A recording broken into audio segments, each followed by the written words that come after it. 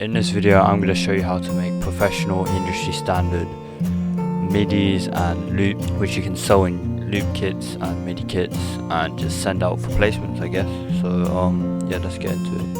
Alright, so this is the midi that I'm going to be showing you how what I did. So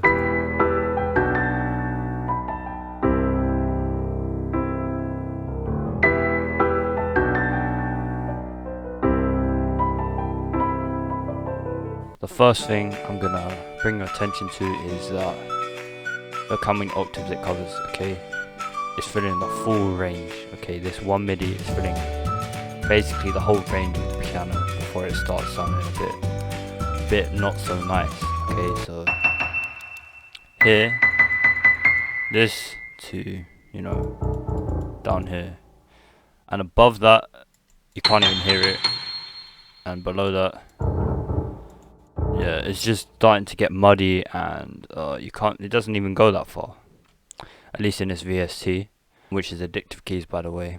For the main rhythm and like the mid range, I put some chords. This is an E minor scale, so it's E minor. Okay, right here, this is E minor with a bit of bounce, so it's dun dun. So you get that dun dun. Okay, and then actually let me separate. Let me do it. I did it in here, so this is just the chords. Dun dun. So then it goes up to a B minor, but I played it inverted because when you go on the keys, it's just easier to play it like that, and your hand can move, like basically you only move like 2 fingers down, and it just gets this, and it sounds pretty nice. I like it like this rather than, you know, playing it up, and it sort of sounds more like a D major, but just with a different vibe. Because normally with this you'd probably play a D minor chord, which sounds like a D major chord, which sounds like this.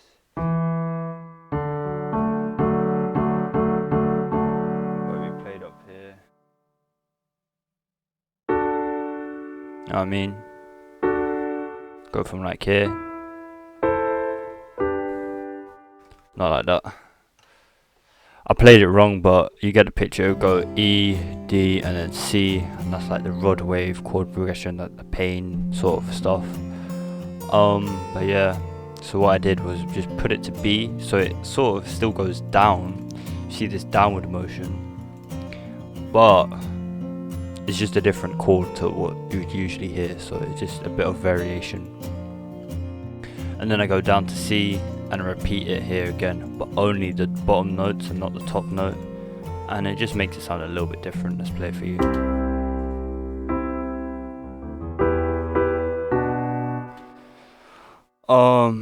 But yeah, and then on the second 4-bar phrase, I added some passing notes between the chords, which sound like this.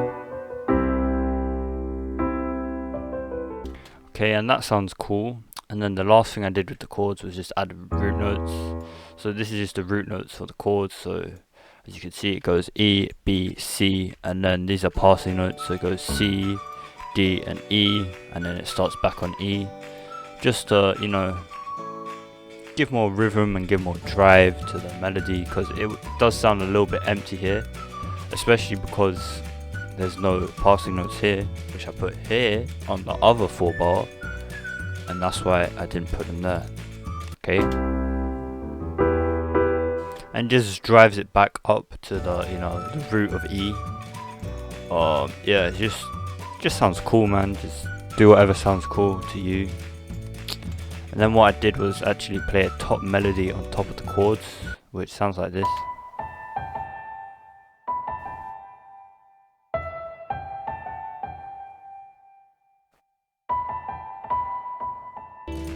So notice, yeah, the first thing is that it's staying in quite like a small range. So I think the highest note, yeah, the highest note is B, and the lowest note is E.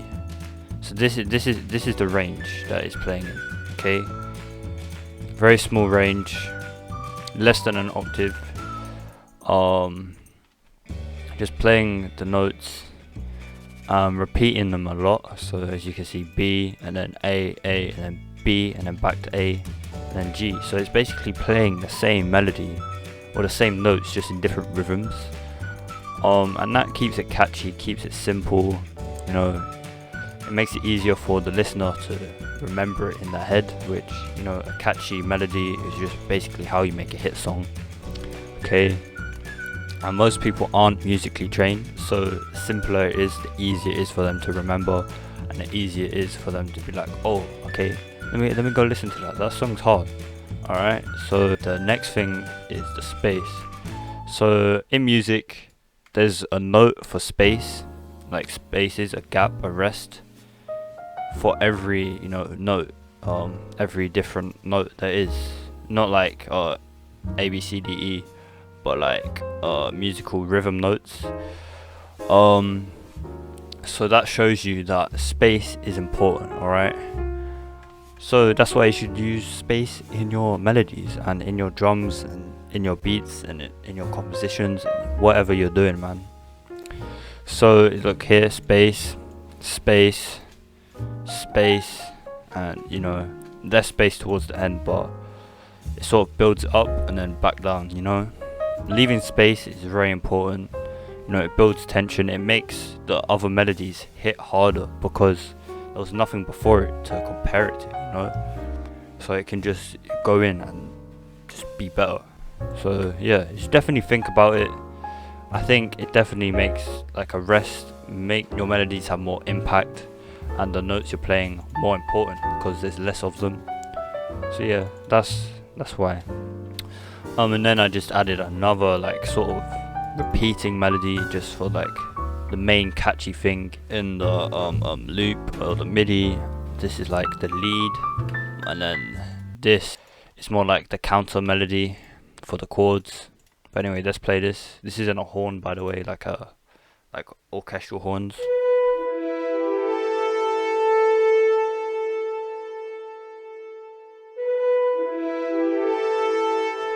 And it's just that, dun dun dun dun.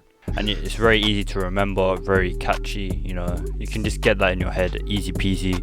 Then boom, added a bass just to, you know, add a little intro to the loop.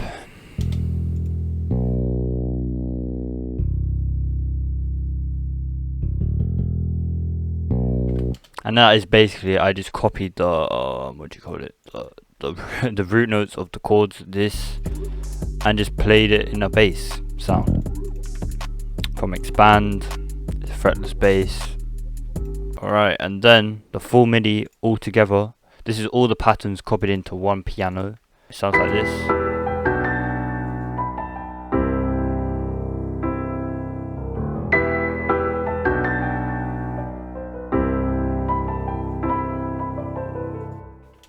Sounds like that. It's wavy, but then if you split into different instruments,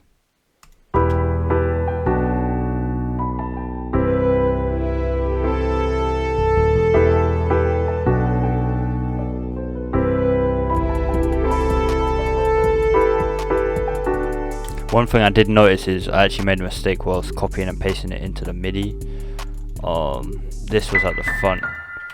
So yeah, that's one thing I did, and I think that actually sounds better, so I'm gonna leave it like that in the MIDI, but I can't be bothered to change the loop right now.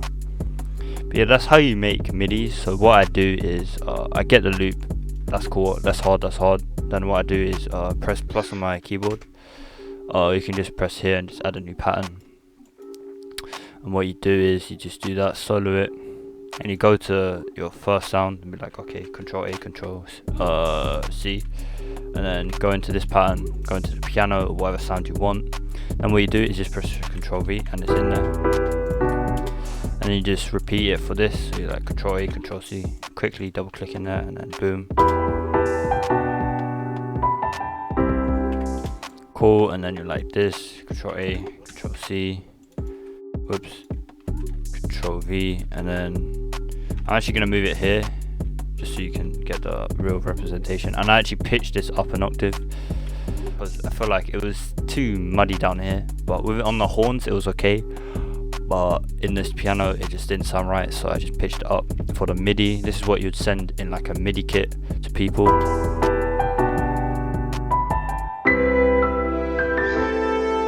So what I do is, you know, let's see this, so let's mute this. Little organization, so let's say intro, hook, verse, and then bridge, hook, verse if you loop it. And then what I do is actually export the stems by doing this. Go into every single mixer track, pressing this, that all your sounds are on, and then pressing Alt-R, it will render them out as audio clips. You'll get this. Actually, first, before I do that, is select the region of all of them, so then it will only render out the 8-bar loop, and then I render them out. It comes like this. Then I drag them out so it's all separate, so a beat maker just come in and cut out which piece they want, or change the arrangement if they want. And then what I do also is just replace the clips here with the audio, so that the reverb tails don't bleed into the stems, and it keeps them clean. That's another reason why you render out the audio clip rather than just dragging in these MIDI, because the reverb, if you put any effect, will just bleed into them, and it just makes the stems harder to use, and you want your loops to be easy to use as possible. So I actually add like transition effects such as this,